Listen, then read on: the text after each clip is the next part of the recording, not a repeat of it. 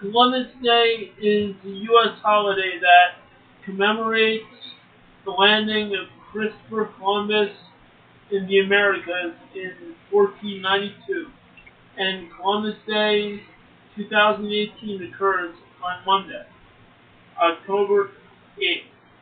It was unofficially celebrated in a number of cities and states as early as the 18th century, but did not become a federal holiday until 1937. For many, the holiday is a way of both honoring Columbus's achievements and celebrating Italian American heritage. This is from the History Channel, but what if North America's voyage to the Americas was delayed? And Christopher Columbus may not have had the ability to follow through if the omens that were espoused to him in his log would have affected him perhaps differently. It has been supported before on other sources that Christopher Columbus saw a strange fire in the sky during his voyage. What if that had a strange influence on him and caused him to turn back or perhaps make some move that would have been worthy of mutiny? What if his voyage had been a disaster? How would that have affected the colonizing of North America by the Europeans?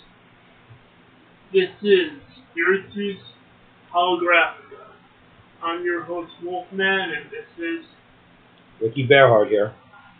And on tonight's podcast, we discuss the what-if scenarios of if Christopher Columbus wasn't even around to discover, there might have been an alternative path, and also another path we raise. And that is, what if the Chinese had their fleet still around and they discovered America on the Pacific? Let's just say, 500, this is said in an article by The Independent, 500 years ago, China destroyed its world-dominating navy because its political elite was afraid of free trade. This was written by Jim Edwards in March 5th, 2017.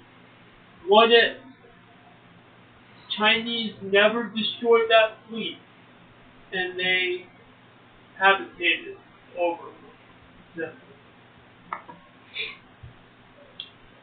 So it has been proposed that there's strange phenomena at sea. All right. According to the source I have here, which is anomalyinfo.com, the log of Christopher Columbus was apparently obliterated. Somehow, according to this, a copy of it was made by a man named Bartolome de las Cias, 1484 to 1566. Apparently it was transcribed in some way and not literal.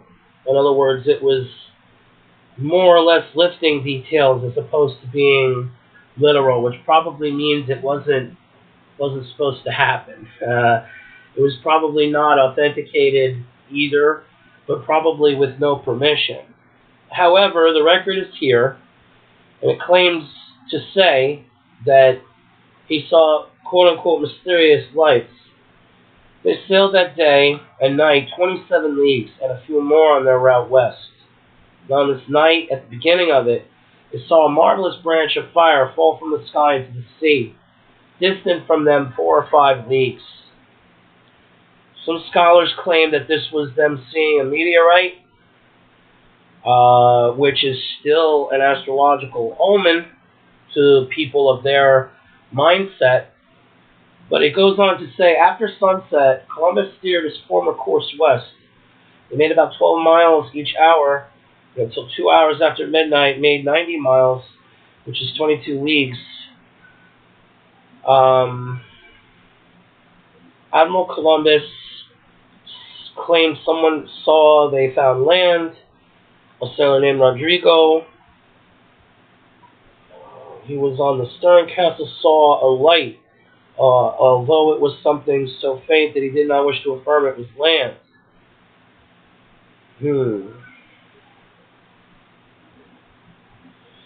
So what it boils down to is pilots took to the north, making it. They were gauging it against the stars. It says gauging it against the stars. In other words, they were trying to determine whether or not it was a star or a planet or something strange. But according to this record, it seems that it was not so, that it was of more substance than that. Now, seeing something strange like that, something that perhaps would have unsettled his cool, which is already tested by a transatlantic sailing in those day and age, what if it had left him a more difficult impression of the way ahead? What if he faltered when he saw this light? And turned back. He may have saw it as an ill omen, or perhaps it would have sent the mania through his crew. Any of these simple things being slightly different. What if he saw this light and he was repelled, or he sailed to another shore, and his efforts were either spilled onto that shore, or his voyage ended in failure and catastrophe, so he was not sent again. And the idea was, I'm not saying indefinitely postponed, but put aside for so long that other interests in Europe may have taken the place of the Spanish and the Italians, as they ultimately did. And I'm just going to add something for a little bit. Just to add two scenarios to the picture. Yes. Let's just say that gets delayed. And let's just say the Mayflower in 1620 from the English gets discovered of the Americans first. And also, if this Admiral Zhang Di of China fought to keep the fleet, because according to this article from the Independent that I read, that I've been reading from, says, few people in the West realized how economically and technologically advanced China was by the 1400s. The treasure fleet was vast. Some vessels were up to 120 meters long. Christopher Columbus, Santa Maria, was only 19 meters. A Chinese ship might have several decks inside it, up to 9 masts, 12 sails, and contain luxurious staterooms and balconies with a crew of up to 1,500, according to one description, on one journey. 317 of these ships set sail at once. And this was in an article by Jim Edwards, stated, it is very possible that had they not changed their course and stopped their training and stopped their sailing, had they followed through and kept on sailing, they might have very well occupied the Pacific coast of the Americas. specifically in this hologram, the western coast of the continental United States, what we come to know as North America, there is already evidence that was present of Chinese ships being in the Pacific because they found anchors of their ships, but they were of a different make, probably far later. The point is they were professional sailors, but they were isolationists. They didn't want trade, so they destroyed their ships. Am I right? They destroyed their ships. However, in this scenario, and we're going to combine a little bit of what was discussed in other Spiritus Holographica episodes, and it'll tie in. What if French got here, made a pact with the natives and the English and everything else? They had their war. In the passage, they could have met up with the Chinese, a formidable force, and then that could have created a major world war at the time. Well, it would have created a war for North America. As opposed to there being a revolutionary war, it would have been a continental war between what might have been a Chinese empire firmly established on the Pacific coast, and who knows what influence that would have had on the Native American culture that was already here. What's to say that the Chinese would have come in war as opposed simply to colonize? What was the nature of those ships? Were they imperial ships or were they meant for trade? The nature of the ships were basically imperial, which means they didn't want them for free trade. Mm-hmm. That's what they said. Well, if there was anything for them in North America, something they thought they needed, they might have come here and they might have stayed.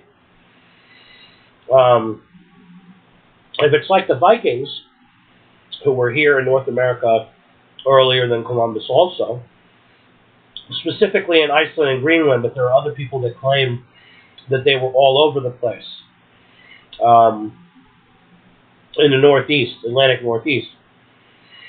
Now, they were here for resources like hunting and deforestation, specifically of very fine trees. That's what it says on Wikipedia. Yeah.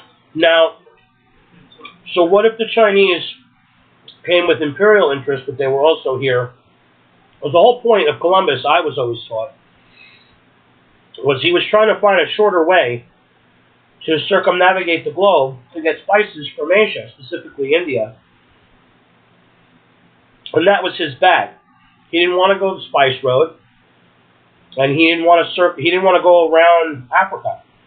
Yeah. So he theorized that the world was a globe, which was a thing that was going on in the Renaissance, and that he might sail straight across what he thought the Atlantic was the Pacific. Yeah. And then, of course, in our history, he eventually found the eastern continental United States. Now, China would have to have an interest like that to cross a sea like the Pacific Ocean, which is a beautiful but horrifying sea. Very dangerous waters. And it's vast. So what would have had them sailing that distance, do you think? See, I'm going to run through a scenario. Yeah. Now, I'm going to play devil's advocate for a second. Mm-hmm. Said that once before in the podcast. I felt it was time to say it again. What if, in an alternate universe, alternate Earth, I should say, those seas are easy to navigate? This is an alternate Earth. It's a heavy-duty alternate Earth. heavy duty open air. Very easy to navigate.